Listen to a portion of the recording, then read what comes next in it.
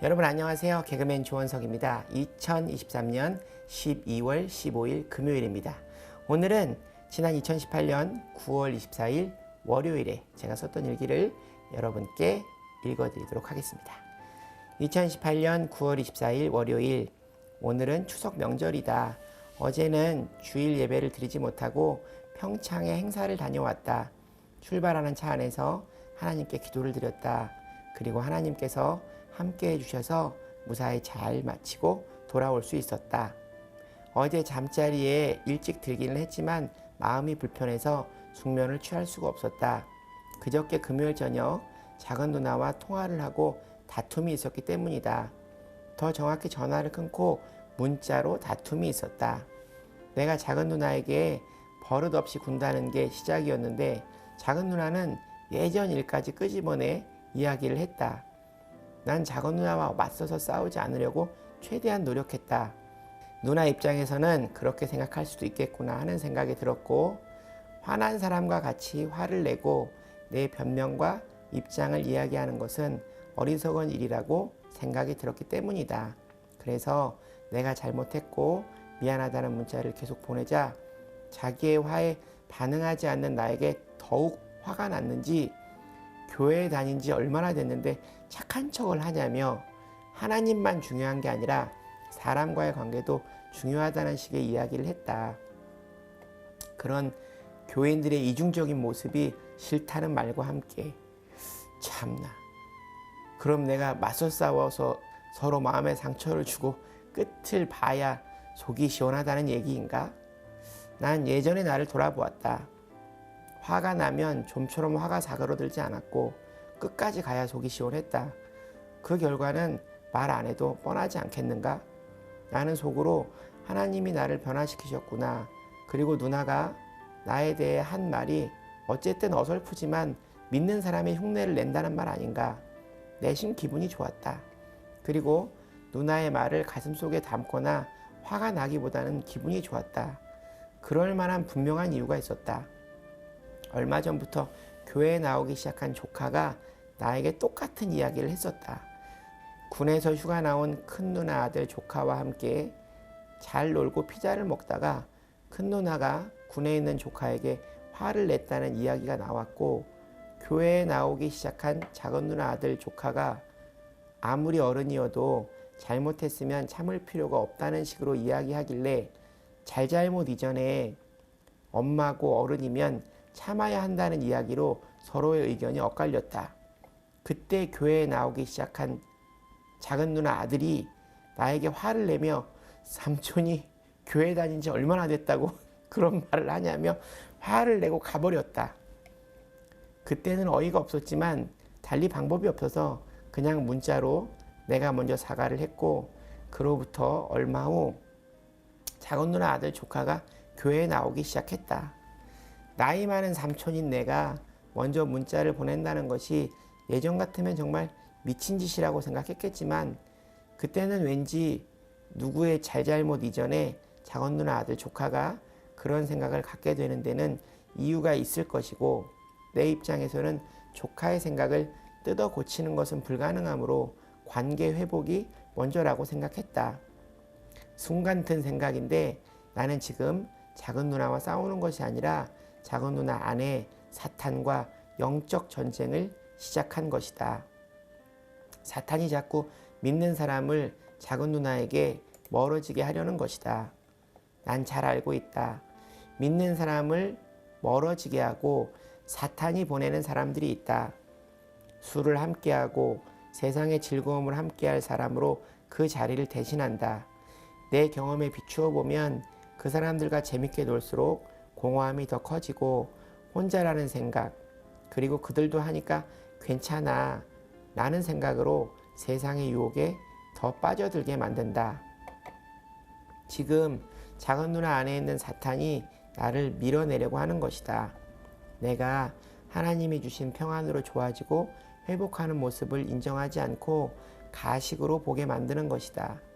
그 안에 있는 사탄을 주님의 힘으로 물리쳐 주시고 작은 누나를 주님의 딸 삼아 주시기를 간절히 바랍니다.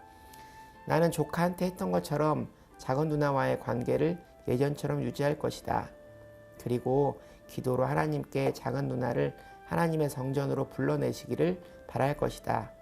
그런데 진짜 신기한 건 내 마음이 예전 같았으면 분해하며 그래 보지 말자 하는 식이었을 텐데 지금은 분하고 화가 나는 게 아니라 작은 누나가 무섭다.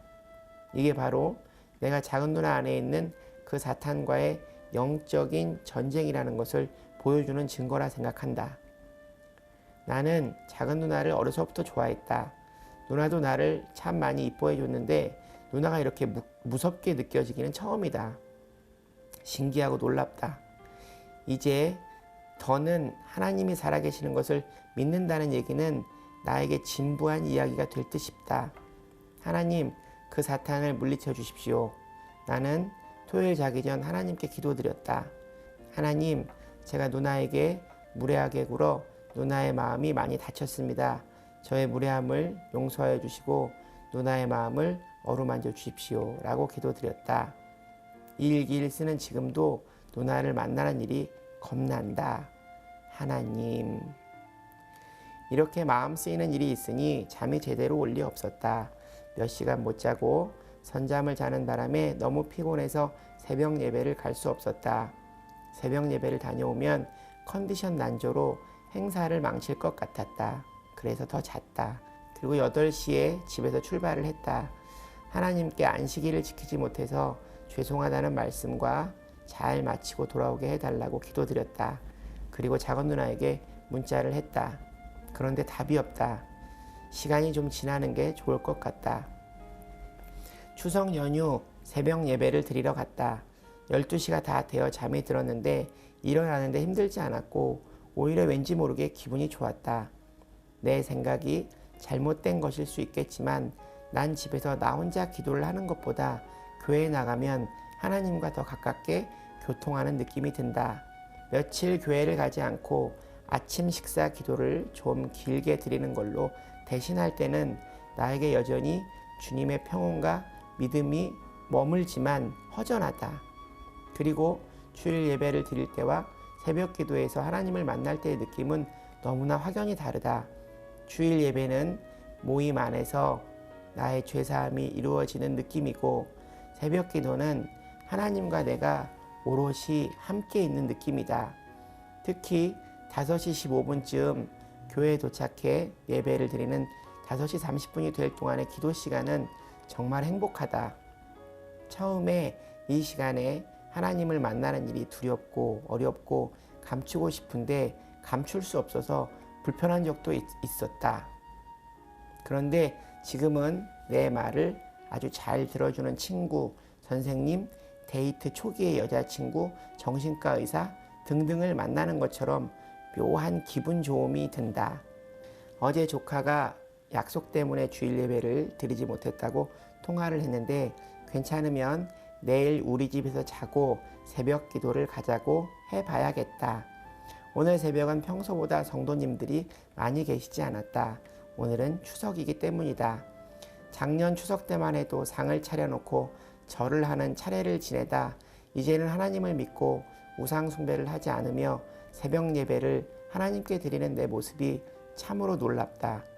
오늘은 늘 하던 기도를 드렸다. 특별히 작은 누나를 하루빨리 주님의 딸로 여기시고 주님의 성전에 나와 기도할 수 있게 해달라고 기도드렸다. 그리고 얼마 전부터 나에 관한 기도는 이렇게 드린다. 하나님, 저에게 많은 사람들을 웃기고 즐거움을 줄 수 있는 능력을 주시옵소서. 주님께 영광 돌리고 매달 11조를 거르지 않을 것이며 하나님이 살아계심을 세상에 증거하는 사람으로 살겠습니다. 하나님께 서원 기도드립니다. 저와 함께하여 주시옵소서. 이 모든 말씀 예수 그리스도 이름으로 기도드립니다. 아멘. 오늘 조곤의 목사님께서 주신 말씀은 히브리서 12장 14절부터 29절 말씀이다. 14절 말씀에서 모든 사람과 화평과 거룩함이 없으면 하나님을 보지 못할 거라 말씀하신다. 화평함의 예는 주일에 부인과 싸움을 하고 교회에서 예배에 더 집중이 잘 되고 기도가 더 잘 되는 사람은 없을 것이다 라고 목사님께서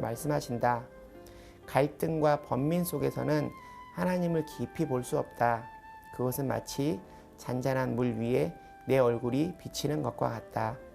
하나님과의 관계가 바로 되면 사람과의 관계가 바로 되고 그러면 하늘 문이 열린다는 것이다. 아, 또 원서가 들어라 하시고 주신 말씀 같다. 그리고 거룩함을 따르라 말씀하신다. 거룩함을 지키지 않으면 하나님을 보지 못할 것이다 라는 말씀이다. 마태복음 5장 8절 말씀, 마음이 청결한 자는 복이 있나니 그들이 하나님을 볼 것이며, 9절 말씀, 화평하게 하는 자는 복이 있나니 그들이 하나님의 아들이라 일컬음을 받을 것이며. 아멘. 마음이 청결해야 한다는 말씀이다. 마치 시골 먼지가 날리는 길을 차를 타고 가면 앞을 볼 수 없지만 워셔액으로 깨끗이 닦아내면 앞이 잘 보이듯 내 마음을 닦으면 하나님이 보인다는 말씀이다. 모든 사람과 화평하며 거룩함이 있어야 하는데 화평함만 있어서는 안 되며, 화평 없이 거룩함만 있어서도 안 되며, 화평이 이때 끼리끼리 친해서만도 안 된다. 교제의 폭을 넓혀야 한다. 이어서 그리스도인이 경계해야 할 세 가지를 말씀 주신다. 첫 번째는 15절 말씀에 너희는 하나님의 은혜에 이르지 못하는 자가 없도록 하고, 구덩이에 빠진 사람이 나오려면 손을 뻗어야 되는 것처럼 마음으로 구원의 손길을 스스로 뻗어야 하나님께서 구원을 주신다는 말씀이다. 에베소서 2장 8절 말씀, 너희는 그 은혜에 의하여 믿음으로 말미암아 구원을 받았으니 이것은 너희에게 난 것이 아니요 하나님의 선물이라. 목사님께서 처음 성경책을 읽을 때 예수님의 기적으로 병이 나은 사람들에게 네 믿음이 너를 낫게 했다는 말이 잘 이해가 되지 않으셨다고 한다. 바로 그 의미는 스스로 손을 내밀어 하나님을 만나야 한다는 것이다. 그 다음 하나님이 은혜를 주시는 것이다. 두 번째는 이어서 15절 말씀에 또 쓴 뿌리가 나서 괴롭게 하여, 독이 있는 열매에 비유한 말씀이다. 교회 공동체를 오염시키는 일을 말한다. 구약 성경에서는 우상 숭배, 요즘은 이단, 그리고 교회를 돈벌이로 장사를 하는 일을 말한다. 신성한 하나님의 성전인 교회를 더럽혀서는 안 된다.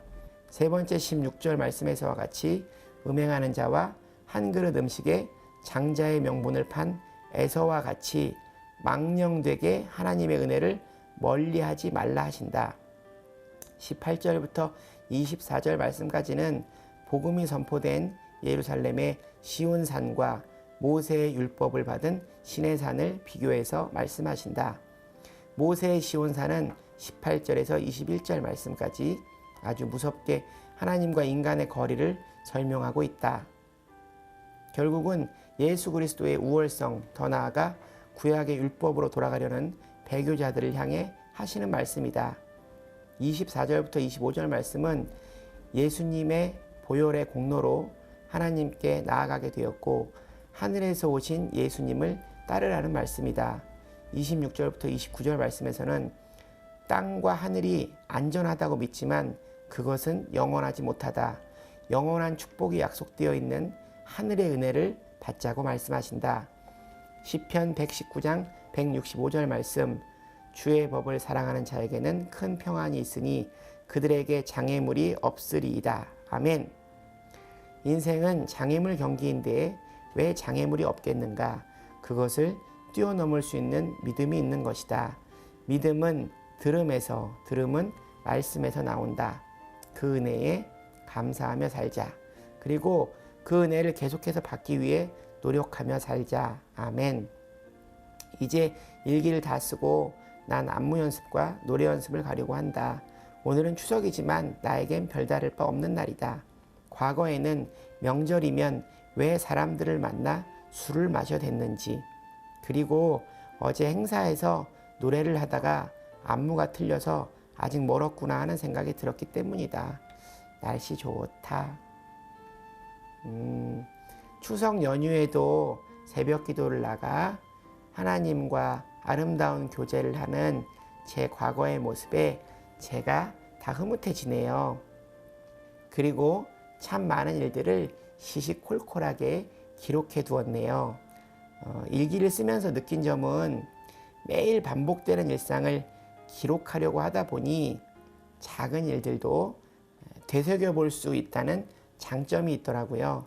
그리고 그 일들에 제가 어떻게 반응했었는지 부족한 저를 반성할 수도 있고, 그리고 정말 신기한 것은 그날 저의 부족함을 짚어서 하나님께서 말씀을 주실 때는 감탄이 절로 나오고는 합니다. 이 일기 속의 원석이가 들은 말씀을 그대로 잘 살아내려 노력하는 원석이가 되기를 바랍니다. 오늘 일기는 여기까지입니다. 여러분, 오늘 하루도 주님과 함께 동행하는 행복한 하루 되시기 바랍니다. 슈브. 여러분, 주님께 돌아오십시오.